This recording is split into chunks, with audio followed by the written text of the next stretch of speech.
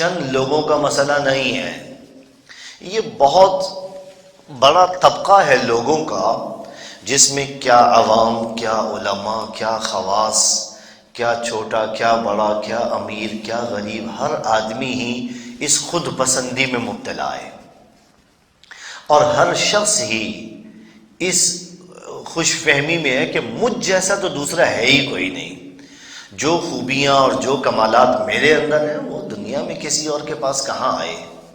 اس کا نتیجہ کیا نکلتا ہے؟ انسان اپنے جیسے دوسرے انسانوں کو اپنی نگاہوں میں حقیر سمجھنا شروع کر دیتا ہے، اور یہ حقارت کا پہلو بڑھتے بڑھتے اس کے پورے دل پر غالب آ جاتا ہے، اور وہ یہ سمجھتا ہے کہ مجھ سے بڑا دنیا میں کون ہے۔ علماء کو اٹھا کے دیکھیں تو یہ خود پسندی ان میں بھی نظر آتی ہے۔ جس آدمی کو 2 حرف بولنے کے آ جائیں وہ سمجھتا ہے ایشیا کا سب سے بڑا خطیب میں ہی ہوں۔ جس آدمی کو 2 حرف لکھنے کے آ جائیں وہ سمجھتا ہے کہ ہندوستان پاکستان کا مجھ سے بڑا مصنف کوئی نہیں ہے۔ جس آدمی کو تھوڑا سا قرآن شریف پڑھنا آ جائے وہ یہ سمجھتا ہے کہ مجھ سے بڑا قاری دنیا میں کوئی نہیں ہے۔ جس آدمی کو اللہ تعالیٰ نے تھوڑا سا شکل و صورت کی خوبی اور حسن و جمال عطا فرما دیا وہ سمجھتا ہے کہ دنیا میں مجھ سے زیادہ حسین و جمیلی کوئی نہیں ہے۔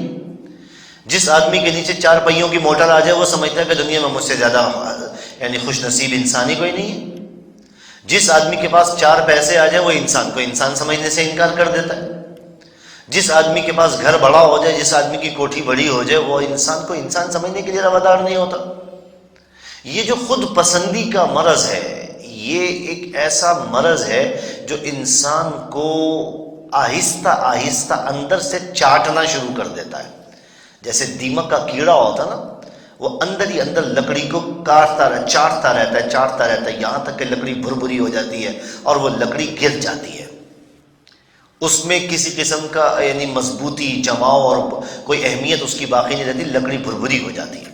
اسی طریقے سے یہ خود پسندی کا کیڑا ہے، میں اس کو کیڑا کہتا ہوں، خود پسندی کا کیڑا ہے جو اگر کسی انسان کے اندر پیدا ہو جائے اس کی ذات کو اندر سے کھوکھلا کرنا شروع کر دیتا ہے، اور یہاں تک کہ انسان کا پورا وجود ہی بھربھرا ہو کر گر جاتا ہے، ریزہ ریزہ ہو جاتا ہے۔ یہ خود پسندی نہ اللہ کو پسند ہے اور نہ اللہ کے پیغمبر کو پسند ہے۔ نبی علیہ السلام تو متواضع تھے، تواضع پسند تھے، خود پسند نہیں تھے، تواضع پسند تھے، عاجزی کو پسند کرنے والے۔ ایک انسان اس کے اندر خوبیاں پائی جاتی ہیں، میں یہ نہیں کہتا کہ جو آدمی خود پسندی میں مبتلا ہے اس کے اندر خوبی نہیں پائی جاتی ہوگی، یقیناً پائی جاتی ہوگی، میں مان لیتا ہوں اس بات کو، لیکن انسان کے اندر خوبی پائی جاتی ہو، وہ وصف اور وہ کمال انسان کے اندر پایا جاتا ہو جس پر تعریف کی جاتی ہے، جس پر ناز کیا جاتا ہے، یقیناً انسان کے اندر وہ خوبی پائی جاتی ہوگی، وصف پایا جاتا ہوگا، لیکن ایسے میں انسان کا کمال پر کمال یہ ہے کہ اپنے اندر خوبیاں ہونے کے باوجود انسان اپنے آپ کو مٹا دے، باوجود اس کے کہ وہ عظمت، وہ اہمیت، وہ تقدس، وہ خوبی، وہ کمال انسان کے اندر پایا جاتا ہے، لیکن انسان اپنے آپ کو مٹا دے اور انسان اپنی ذات کے حوالے سے خوش فہمی میں مبتلا نہ ہو جائے، انسان اللہ کی رضا کے لیے اپنے آپ کو مٹا دے، عاجزی اختیار کرے، یہ لوگ اللہ کو پسند ہیں، تواضع کرنے والے، اپنے آپ کو مٹا دینے والے، اپنے آپ کو دنیا کے اس چکر کے اندر نمایاں نہ کرنے والے، باوجود اس کے کہ خوبیاں پائی جاتی ہیں، خصلتیں پائی جاتی ہیں۔ شیخ سعدی رحمۃ اللہ علیہ نے اپنا ایک واقعہ ذکر کیا ہے، کہتے کہ ایک مرتبہ میں کسی سفر کے دوران کپڑے میرے وہ پھٹے پرانے اور بال بکھرے ہوئے اور گرد و غبار جسم کے اوپر، چہرے کے اوپر اٹا ہوا، تو وہاں پر میں وہ چلا گیا ایک مجلس کے اندر، ایک وہ محفل تھی، ایک مجلس لگی ہوئی تھی، وہاں پر ایک مولوی صاحب وہ بڑے رعب اور دبدبے کے ساتھ وہ بیان فرما رہے تھے۔ سبق کے دوران انہوں نے ایک مسئلہ طالب علموں سے پوچھا، ہے کوئی اس کا جواب دینے والا؟ اب بڑے بڑے وہاں پہ نامور علماء موجود تھے، لیکن اس مسئلے کا جواب نہیں آ رہا تھا۔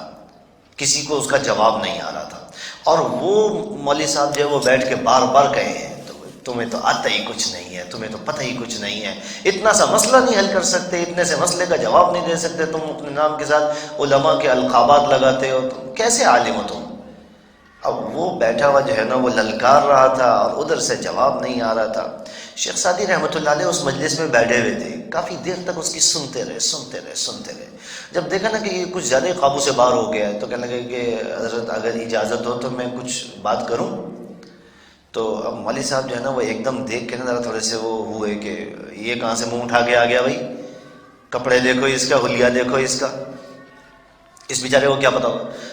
مولوی صاحب نے کہا جی دیکھو بات یہ ہے کہ میں تمہاری بات سنوں گا، لیکن پہلے میری ایک شرط ہے۔ کیا شرط ہے؟ شرط یہ ہے کہ جو سوال میں نے بتایا ہے نا، سوال میں نے بیان کیا ہے، وہ سوال میرے ہی الفاظ میں دہراؤ گے تو میں سمجھوں گا کہ تم بات کرنے کا فن جانتے ہو، تم کو بات کر سکتے ہو۔ تم میرا سوال میرے ہی الفاظ میں دہرا دو، پھر میں تم سے بات کروں گا۔ شیخ سعدی رحمۃ اللہ علیہ نے اس کا سوال اسی کے الفاظ میں دہرا دیا۔ اب وہ ہکا بکا ہو گیا، یہ کہاں سے آ گیا بھائی؟ اچھا، شیخ سعدی رحمۃ اللہ علیہ نے سوال بھی دہرایا، سوال کا جواب بھی دیا، اور اس سوال کے اوپر الٹا ایک اور سوال کر دیا کہ جی قاضی صاحب ذرا اس کا جواب آپ دیں ذرا۔ اب قاضی کا منہ کھلے گا کھلا، قاضی کو جواب نہیں آ رہا۔ قاضی کو جواب کہاں سے آئے؟ کیونکہ جب انسان خود پسندی میں مبتلا ہوتا ہے تو مت ماری جاتی ہے، عقل کام کرنا چھوڑ دیتی ہے۔ اب قاضی جو ہے وہ بغلے بجائے کہ یار یہ بندہ کہاں سے آ گیا، اس کو جواب کیسے دوں؟ اس موقع کے اوپر شیخ سعدی رحمۃ اللہ علیہ نے نا ایک بڑا پیارا شعر کہا: ہر بیشہ گما مبر کے خالیست، شاید کے پلنگے خفتہ باشد۔ ہر بیشہ گما مبر کے خالیست، شاید کے پلنگے خفتہ باشد۔ ہر جنگل کو خالی نہ سمجھا کرو، ہو سکتا ہے اس میں کوئی شیر سو رہا ہو، تمہاری للکار کے اوپر وہ شیر اڑ گیا تو پھر تم بچ نہیں سکو گے۔ ہر جنگل کو خالی مت سمجھا کرو، ہو سکتا ہے کوئی شیر سو رہا ہو۔ تو اس لیے انسان کے اندر خوبیاں موجود ہوں، کمالات موجود ہوں، اس کے باوجود انسان اپنے آپ کو مٹا دے۔ ہم نے اپنے اکابر کو، اپنے بزرگوں کو دیکھا ہے، اللہ نے وہ علم اور وہ تقوی اور وہ اخلاص اور للہیت عطا فرمایا، لیکن انہوں نے اپنے آپ کو گمنام رکھا، مٹایا، ایسا مٹایا کہ دنیا کو معلوم ہی نہیں ہے کہ کون ہے کون نہیں ہے۔ ابھی ہمارے استاد حیات ہیں، اللہ تعالیٰ ان کی زندگی میں برکت دے، مولانا یعقوب صاحب دامن برکاتہ، میرے بہت زیادہ یعنی ان کے ساتھ بڑی نسبت اور عقیدت ہے مجھے ان کے ساتھ، بہت متقی پرہیزگار کو، تقریباً 60 سال کے لگ بھگ ہو گئے ان کو جامعہ میں پڑھاتے ہوئے، 60 سال ہو گئے پڑھاتے ہوئے ان کو۔ اس سے پہلے جو انہوں نے اس کے علاوہ یعنی تعلیم حاصل کی اور جو اس کے علاوہ ان کے معاملات تھے وہ اس کے علاوہ 60 سال کے لگ بھگ، شاید اس سے زیادہ ہوئے ہوں گے، کم نہیں ہوں گے، جامعہ میں پڑھاتے ہوئے ان کو، حدیث پڑھا رہے ہیں۔ لیکن اب جائیں جا کے جامعہ میں کسی سے پوچھیں نا، جامعہ میں شاید چند لوگ ان کو جانتے ہوں گے، اور چونکہ استادی اور شاگردی کی نسبت ہے اور جامعہ کا ایریا بڑا محدود ہے، لیکن آپ اس کے علاوہ باہر نکلیں، شاید آپ نے میرے منہ سے بھی پہلی مرتبہ نام سنا ہوگا، یا اس سے پہلے کبھی شاید میں نے کسی وقت ذکر کیا ہو، نہیں جانتے لوگ ان کو۔ اتنا نیک آدمی، اتنا متقی اور اتنا پرہیزگار، میں اگر ذمہ داری کے طور پر اگر بات کہوں نا تو میں صحیح کہتا ہوں، میں نے ان جیسا نیک اور متقی آدمی میں نے نہیں دیکھا۔ اور میں عام طور پر جو ہے وہ کسی کے متعلق اس طرح کے الفاظ کہتا بھی نہیں ہوں، یعنی اتنا دنیا و مافیا سے بے خبر آدمی میں نے نہیں دیکھا، آج تک نہیں میں نے دیکھا۔ جامعہ یعنی لاہور کے اندر رہتے ہوئے کتنا عرصہ جامعہ کے نیلہ گنبد کے اندر سبق پڑھاتے رہے، نیلہ گنبد انارکلی کے بیچ میں جامعہ شرفیہ ہے، پھر یہاں مسلم ٹاؤن آ گئے، یعنی اس قدر وہ بندہ دنیا و مافیا سے بے خبر ہے۔ میں نے نہیں دیکھا اپنی زندگی کے اندر کسی آدمی کو اس طرح سے دنیا و مافیا سے بے خبر، اور اتنا عرصہ ہو گیا حدیث پڑھاتے ہوئے، قال اللہ اور قال رسول پڑھاتے ہوئے، آج بھی اس لاہور شہر کے اندر رہتے ہوئے اتنا عرصہ گزر جانے کے باوجود، اصل ان کی مادری زبان پشتو ہے، پٹھان ہے، آج تک 60 سال گزر گئے، آج تک وہ اردو زبان صحیح طرح سے نہیں بول پاتے ہیں۔ اپنی بات سمجھا دیتے ہیں، ہمیں سمجھ میں آ جاتی ہے، لیکن اردو زبان صحیح طرح سے نہیں بول پاتے۔ یہاں تک ان کے بیٹے، پوتے، نواسے، نواسیاں فر اردو بولتے ہیں بغیر کسی رکاوٹ کے۔ سننے والا یہ تصور بھی نہیں کر سکتا، یقین بھی نہیں کر سکتا کہ یہ لوگ جو ہے وہ اصل نسل پٹھان ہیں اور یہ اردو ان کی مادری زبان نہیں ہے، لیکن وہ اردو زبان صحیح طرح سے نہیں بولتے۔ آپ فوراً پہچان لیں گے کہ یار یہ اردو زبان بولنے والے نہیں ہیں، یہ پشتو بولنے والے ہیں۔ اور دنیا سے ایسا منہ موڑا، ایسا موڑا، اور علم و فضل، تقوی، اخلاص، للہیت اللہ نے اعلیٰ درجے کا عطا فرمایا، لیکن کہیں جا کے دنیا میں ڈنڈورا پیٹے کہ جی میں بھی ہوں، کوئی تھوڑا سا توجہ ادھر بھی فرمائیں، میں بھی دنیا میں رہتا ہوں جی۔ کہیں کسی اشتہار میں، کہیں کسی تقریب میں، کہیں کسی جلسے میں ہم نے نہیں ان کو دیکھا، جاتے ہی نہیں ہیں۔ صرف ایک موقع تھا جب میں نے ان کو کسی تقریب میں دیکھا تھا، چونکہ وہ خالص علمی تقریب تھی اس لیے اس میں وہ تشریف لائے تھے۔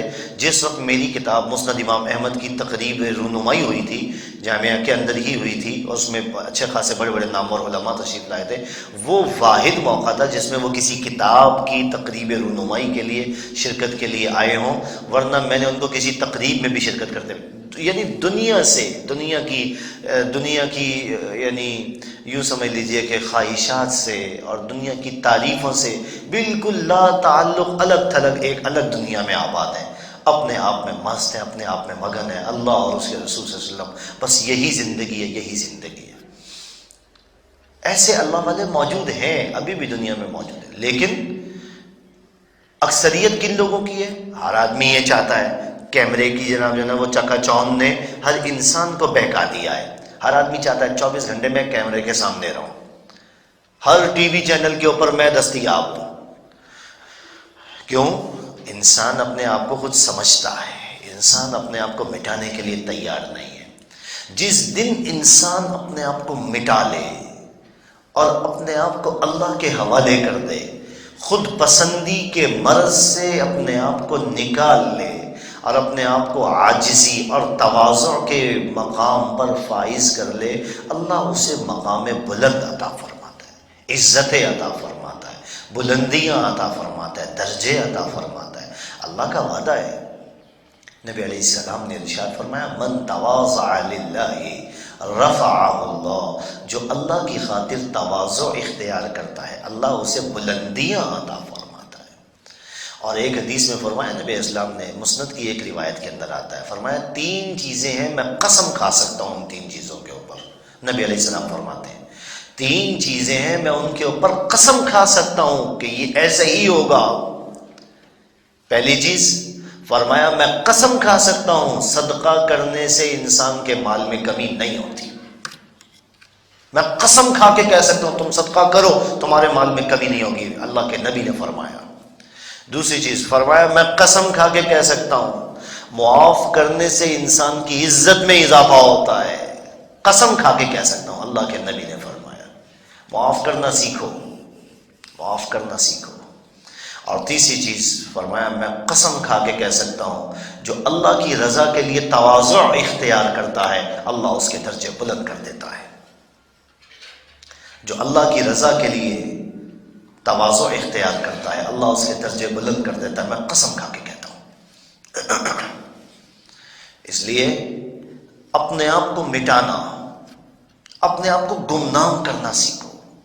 اللہ تعالیٰ کو وہ لوگ بڑے پسند ہیں جو اپنے اندر خوبیاں ہونے کے باوجود ان کا چرچا نہیں کرتے، جو اپنی خوبیوں کا، اپنی فضیلتوں کا ڈھنڈورا خود نہیں پیٹتے، جو اپنے فضائل، اپنے کمالات لوگوں کے سامنے خود نہیں بیان کرتے، صاحب میں ایسا، میں ایسا، میں ایسا، میں یوں کروں گا، میں یوں کروں گا، میں یوں کروں گا۔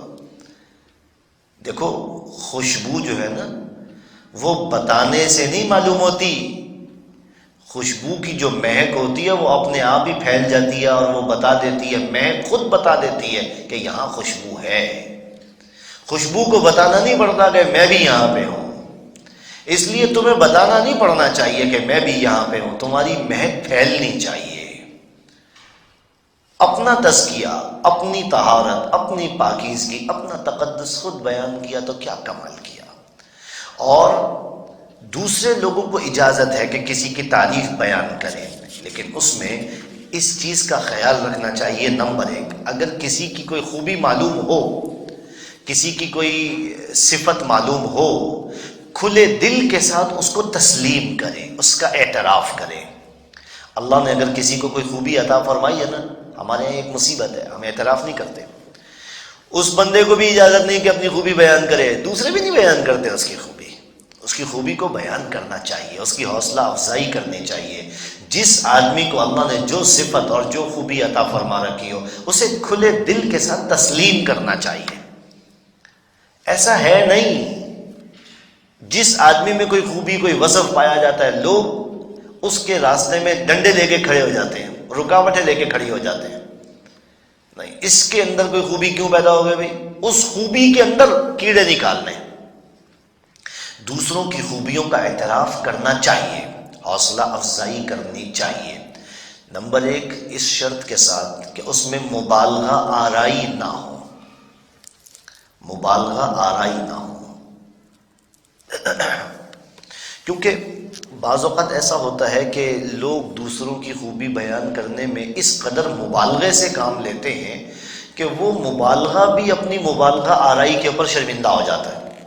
آپ دیکھیں گے بعض لوگ جو ہے وہ کسی کی خوبی بیان کرتے ہیں تو زمین آسمان کے قلہ میں ملا دیتے ہیں، زمین آسمان کے. شعراء کو دیکھیں آپ، شعراء جب کسی کی شان میں قصیدہ پڑھتے ہیں تو ایسا معلوم ہوتا ہے کہ جیسے یہ جس کی شان میں قصیدہ پڑھا جا رہا ہے یہ کوئی ما فوق الفطرت، کوئی ایک الگ ہی مخلوق ہے. یہ ایسے ایسے یعنی اشعار اور ایسے ایسے تشبیہات اور ایسے ایسے استعارات کے انسان کی عقل دنگ رہ جائے. یار یہ انسان ہے جس کے فضائل بیان کیے جا رہے ہیں، یہ انسانوں سے اوپر کوئی ما فوق الفطرت کوئی اور مخلوق ہے. مبالغہ آرائی نہیں ہونی چاہیے.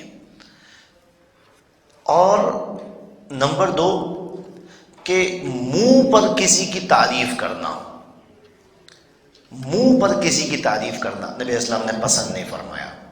ہاں، اس کی خوبیوں کا اعتراف کریں، آپ اس کی حوصلہ افزائی کریں. یہ جو حوصلہ افزائی ہے اور کسی کی خوبی کا اعتراف ہے، بدقسمتی سے یہ بہت کم ہوتا جا رہا ہے. لوگ دوسروں کی خوبیوں کا اعتراف کرنے کے بجائے اپنی خوبیوں کو نمایاں کرنا چاہتے ہیں. اے اللہ کے بندو، اپنے اندر حوصلہ پیدا کرو، گنجائش اور ہمت پیدا کرو دوسروں کی خوبیوں کا اعتراف کرنے کی. اللہ نے ساری خوبیاں کسی ایک انسان میں جمع نہیں کر دی. اللہ نے کسی بھی انسان کو سوائے رسول اکرم صلی اللہ علیہ وسلم کے، نبی علیہ السلام کے علاوہ، اللہ نے کسی انسان کو مجسم خوبی نہیں بنایا ہے. ہر انسان کے اندر کوئی خوبی رکھی ہے، کوئی خامی بھی رکھی ہے. اس لیے جس کے اندر خوبی پائی جائے اس کی خوبی کا اعتراف کرو، تسلیم کرو اس کی خوبی کو. ہاں جی، اللہ تعالیٰ نے اس کو یہ خوبی عطا فرمائی ہے. دیکھو، جس دن کسی کی خوبی کا اور کسی کی صفت کا اور کسی کے کمال کا اعتراف کرنا سیکھ لو گے، تم خود محسوس کرو گے تمہارے اندر جو ہے وہ ایک حوصلہ پیدا ہوا ہے، تمہارا دل خوش ہے، حسد نہیں پیدا ہوگا. یاد رکھو میری بات، جس دن کسی کی خوبی کا اعتراف کرنا سیکھ لو گے حسد سے بچ جاؤ گے. انسان میں حسد پیدا ہی اس وجہ سے ہوتا ہے کہ انسان دوسرے کی خوبی کا اعتراف نہیں کرتا، انسان دوسرے کی خوبی کو تسلیم کرنے کے لیے تیار نہیں ہوتا. انسان کسی دوسرے کی حوصلہ افزائی کرنے کا اپنے اندر یعنی ہنر نہیں پاتا. دوسروں کی حوصلہ افزائی کرنا سیکھو.